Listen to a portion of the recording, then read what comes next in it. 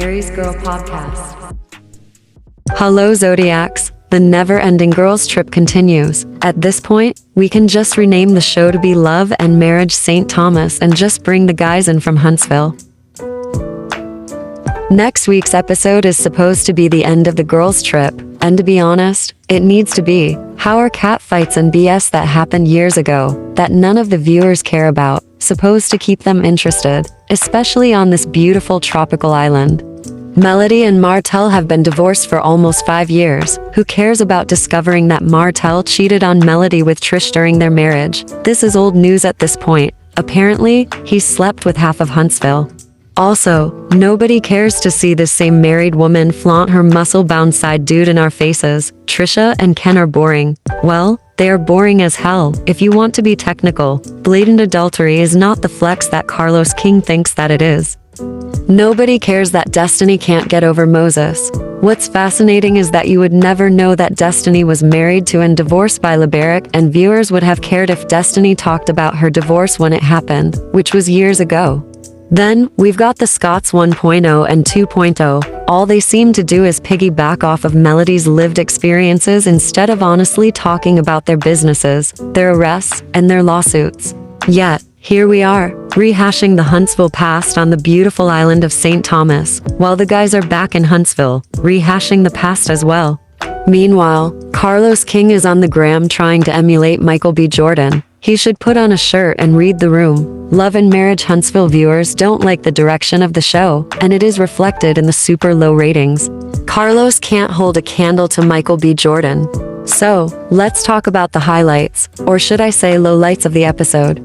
Of course, things picked back up at the dinner table with Stormy telling the ladies about her having to turn herself in after the content creator came to the public parking lot of her warehouse. And of course, Stormy failed to see that she herself was the cause of her own problems. Let me explain. There are so many different ways that Stormy could have handled that situation if she had any couth about her. The only thing dumber than taking your cell phone with you to commit a crime is filming yourself committing a crime and then posting it on the internet. Why be the poster child for self-snitching? For starters, Stormy could have just given that content creator her business card that listed the website to go to in order to purchase her products. That is, if she was savvy enough to have business cards. Even better and smarter, Stormy could have given the content creator some free products and asked her to give a review online. That would have garnered Stormy some major publicity and free advertising. Or, Stormy could have taken her usual steps of buying a $2,000 Gucci bag as an apology super flex to send to the content creator. Maybe she could have filled that Gucci bag with free products to really pretend to be apologetic. Wait, Stormy just recently admitted how some of her products leak, so maybe it's not the best idea to fill up the Gucci bag with them. But you see where I'm going with this. Stormy Steele and Stormy Steele alone is responsible for her actions towards the content creator. Therefore, Stormy Steele had to suffer the consequences of her actions. But, thanks Destiny for going into a confessional for a Destaphony testimony. Did Destiny have any emotional empathy for Melody when she posted pictures of her children online? Obviously not, because the pictures only came down when Melody responded by saying, "Bet, so miss me with this narrative." Many reality stars have businesses that fans show up to and patronize. Kandi Burruss, Nene Leakes, Ashley Darby, etc. None of them had a meltdown like Stormy did. Perhaps if Stormy didn't bring her mom to ambush that etiquette tea party that Melody hosted, she could have picked up a few pointers. And Tisha, in her Stepford Wives' finest outfit and hairdo confessional, didn't seem to understand why Melody didn't answer Stormy's question. First off, where is the proof that the content creator that showed up in the public parking lot of Stormy's warehouse is a mellometer? Secondly, she never went inside Stormy's warehouse. Melody knows that anything that she says or does in front of certain people will be used against her. So move on from this manufactured shocked reaction, Tisha. And I guess since Maurice believes that he is Maurice Luther King Jr., Kimmy tried to embody Coretta to become Kimmy Scott King to say that Melody needed to go on record with where she stands regarding fans. My question for Kimmy is if Melody should go on record the way Maurice did when he said that you roll over and take it. You see, Kimmy, not all things need to be said, no matter how true they are. Again, miss me with this fake philosophical foolishness. And yes, Melody, if a person gets arrested, they did something to be arrested for. That's why Tisha, Destiny, Stormy, Marceau, Maurice, and Martel all have mugshots, the quote-unquote so-called other millionaires on this show, excluding Melody and maybe Miss Nell, don't know how to handle business. They are nouveau riche, as those of us who are classy and educated like to say, or as the rap culture likes to put it, new money mother suckers. These are the type of people that you would see on MTV Cribs, who get a little bit of money and immediately go out and start buying things without understanding the true cost. It's like a one-hit wonder rapper making a few $1,000,000 and going out and buying an expensive house, car, and jewelry, not even knowing about property taxes and the insurance that has to be paid year after year. They never make another hit, and all of their possessions get repossessed. Then, it appeared that Tisha read her cue card or the teleprompter to ask Trisha about Martel, and Trisha admitted that she lied at the gym with Stormy and Destiny, but is now telling the truth about what happened at the table in St. Thomas. I just need Trisha and her Sideshow Bob wig to exit stage left. Shout out to Anonymous T for the Sideshow Bob reference because it describes her hair perfectly. Since Trisha just admitted to lying, who's to say when she is telling the truth and when she isn't? Why is she on our TV screen? Why is she here? Ike, why is she here? Even though Melody said she gave zero fucks about what happened or didn't happen with Trish and Martel, Destiny just had to go into confessional to give her opinion, which is irrelevant.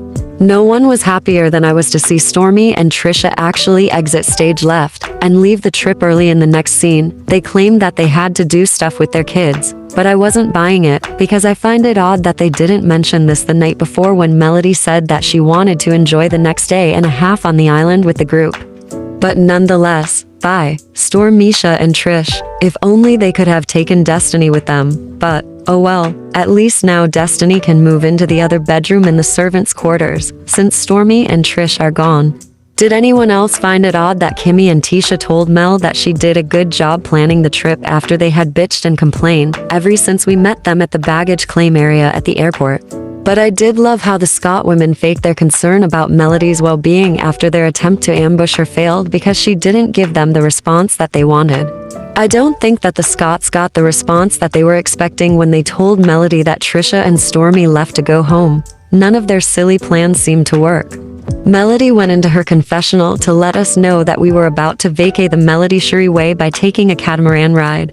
This was nicely planned with refreshments and snacks. The view and the water were just beautiful. Even Kimmy, who hates girls' trips, stated that it was her zen moment and how a girls' trip should be.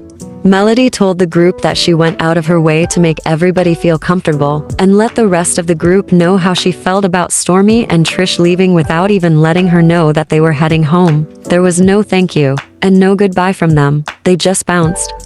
Shanita said it best about Trisha. You can't get clarity from someone who isn't clear. That was both a read and a profound statement, and I also believe that Trisha gave Martel that. Hot pocket! Allegedly, perhaps definitely. And Destiny, Kimmy, and Tisha, also known as the Ops, were linked up and huddled together, saying, "Poor Trish, I swear, you can't make this stuff up." It was giving a side chick support group tease.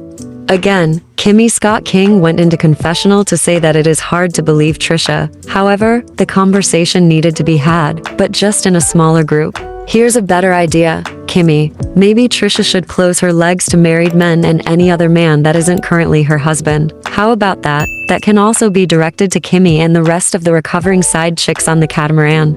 But how about Nell putting Destiny on blast by asking her if she had spoken to Lucky, also known as Lance Fletcher, Nell's son? In Nell's confessional, she claimed that Lance wasn't ready for a serious relationship because he just got out of a marriage. Hopefully Lance is just having fun, and hopefully, Destiny knows that because she has a hard time letting go when people don't want her anymore. When Nell asked Sunny if she had any kids, it destroyed Destiny's vibe and natural high that she just had after talking about Lance. Nell already knows the answer to this question because they had this discussion on the shuttle ride to the house from the airport and Sunny explained her IVF journey. So, I'm wondering if Nell was reading a cue card or teleprompter when she asked this question. Also funny how Tisha thinks that Nell should read the room in her confessional when Tisha is the most illiterate room reader on the damned show, and no one with common sense believes Tisha when she claimed that she would have never asked that question. Hell, I'm willing to bet that Tisha was going to ask that exact question, but Nell just beat her to it. Sunny went into her confessional to state that she didn't want to rub in her journey about starting a family with Moses and Destiny's face, but also didn't want to miss her moment. And of course, we got another confessional with Destiny whining about Nell asking that question of Sunny. But, Destiny, if you really wanted to have a family with Moses, why did you allegedly take the Plan B pill? I mean, that's what Sunny said in her live, and she's more believable.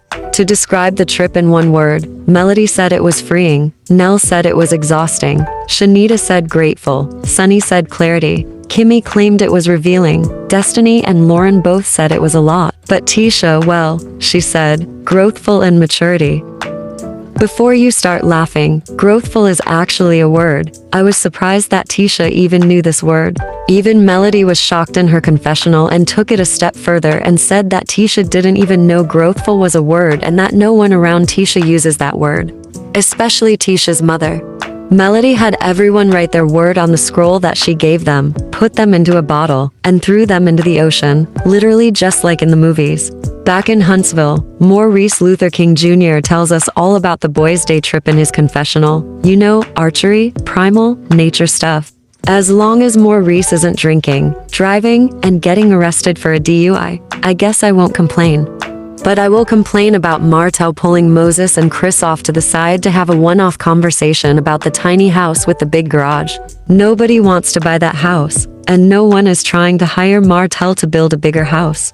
Hell, Martell just swindled a couple out of thousands of dollars to build an addition onto their house and then filed bankruptcy after taking their money.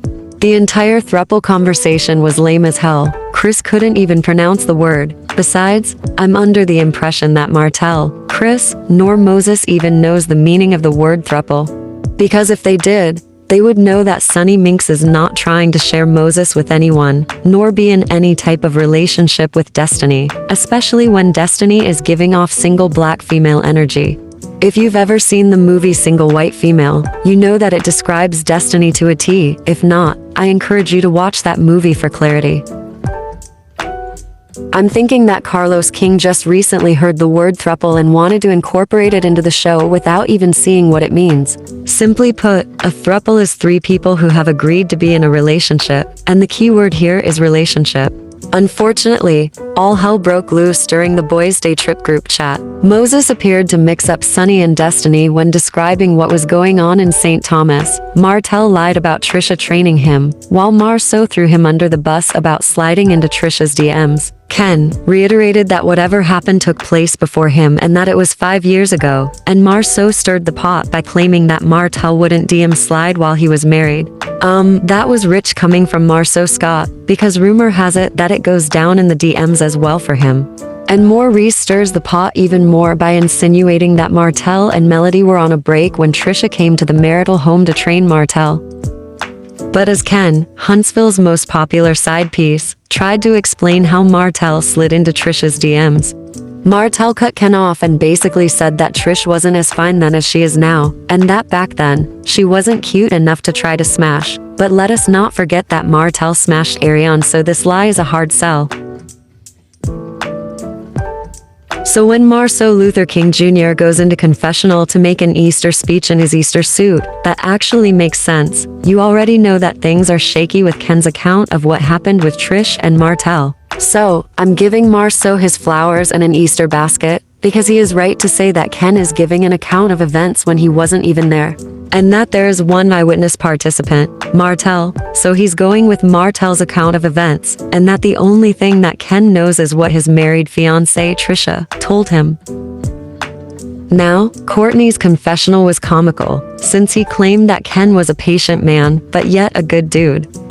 Someone should tell Courtney that good dudes don't commit adultery, but congrats on picking up your classic car. Again, I hope you paid for it in cash and that it doesn't get repossessed, like some of your other vehicles.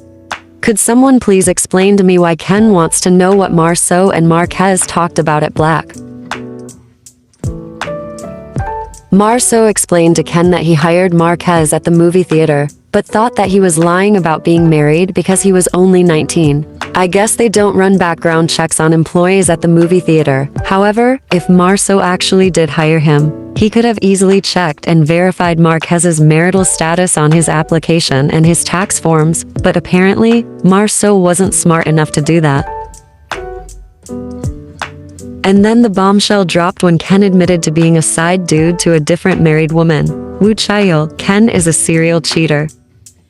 Surprisingly, Martell made sense in his confessional by calling Ken a pro-side dude. But not to be outdone, Maurice Luther King tried to give his Easter speech, but it fell flat. Take a listen. If someone's madly in love with you, right, you let go of that hand and grab yours and go, right? If there's love that's holding you on, that's the only thing that makes sense to this. Why are they still married? I'm so done, because Maurice almost made sense. Ken should have left the boys' day trip early with Courtney, just like Trisha left the girls' trip early with Stormy. It's almost as if Maurice wanted to tell Ken that he couldn't turn a 304 into a housewife, but then stopped himself when he remembered that Trisha was both a 304 and another man's housewife. But that's it for the episode, so please share your comments below. Please make sure that you are subscribed to the Aries Girl podcast to catch my reviews and shorts on Love and Marriage Huntsville episodes and cast members. And I will see you on the next video. Until then, take care.